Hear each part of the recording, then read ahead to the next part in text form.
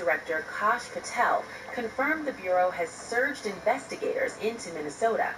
He says the focus is dismantling large-scale fraud networks exploiting federal programs, with no conclusions yet announced and investigations ongoing. Officials say the alleged losses run into the hundreds of millions, possibly more. Beyond the money, the case is reshaping debates over oversight, accountability, and how public trust was broken.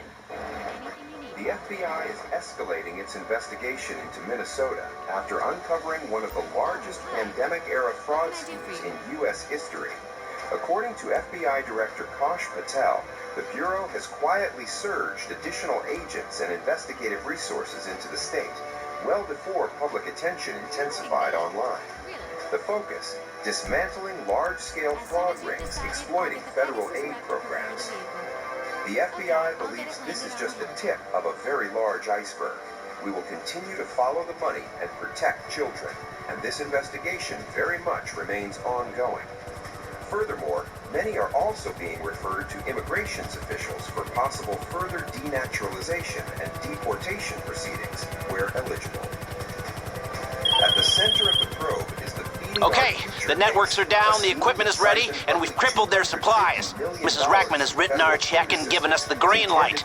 We're good to finally move on that submarine and stop this threat once and for all. When you're ready, get your crew together and head back to planning.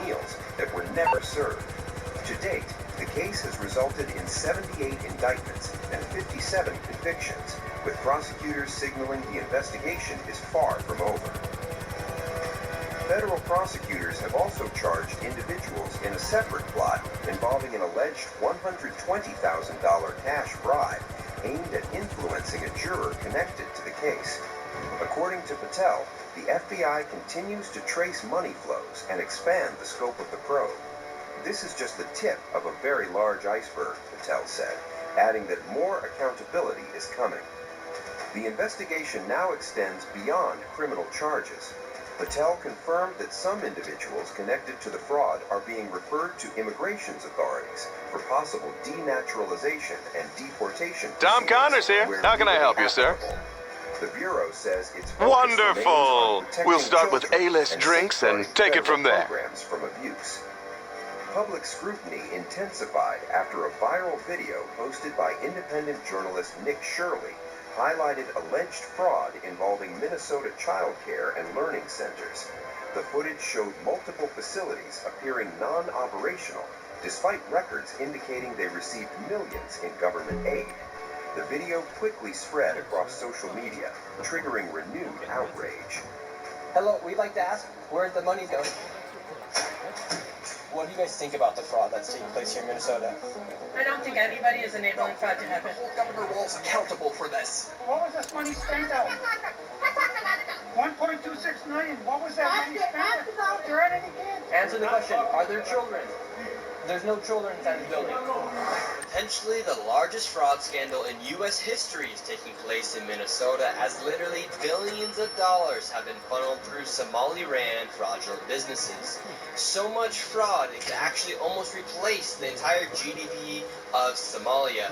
These fraudsters have worked hand-in-hand with the Minnesota government as they enabled billions of dollars to be given to fraudulent businesses underneath welfare purposes. Some of this money eventually landed in the hands of terrorist groups in Somalia like the Al-Shabaab, and others enriched themselves all at the U.S. taxpayers' expense. And in this video we will break down all of the fraud from start to finish, from going to the fraudulent businesses and confronting the people who are making millions of dollars from the government. And we will also be confronting the incompetent government leaders who let this fraud happen. And to make this happen, I met up with a man who's been doing his own investigation for years now, as he has seen the fraud firsthand.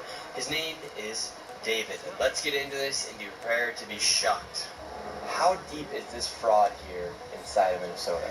It is far worse than anybody can imagine. You heard it's 7 to 10 billion and maybe more, and now the numbers have been revised and put out there publicly that they think it's more like 8 billion.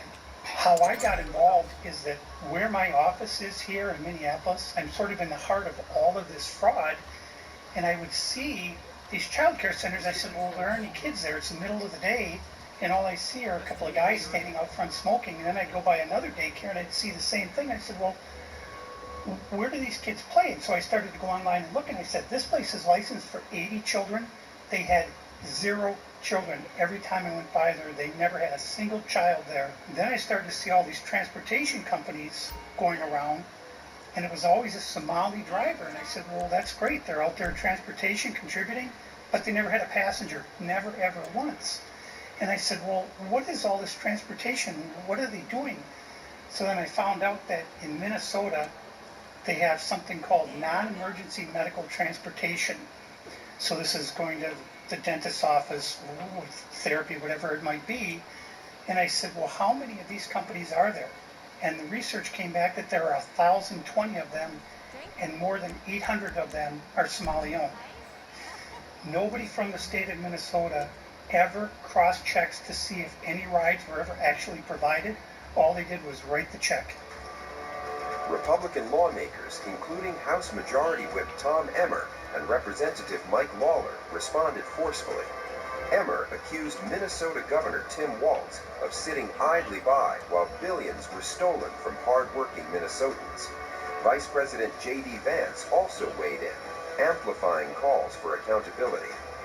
The controversy follows earlier accusations by a group of Minnesota state employees who say they warned officials about widespread fraud only to face retaliation.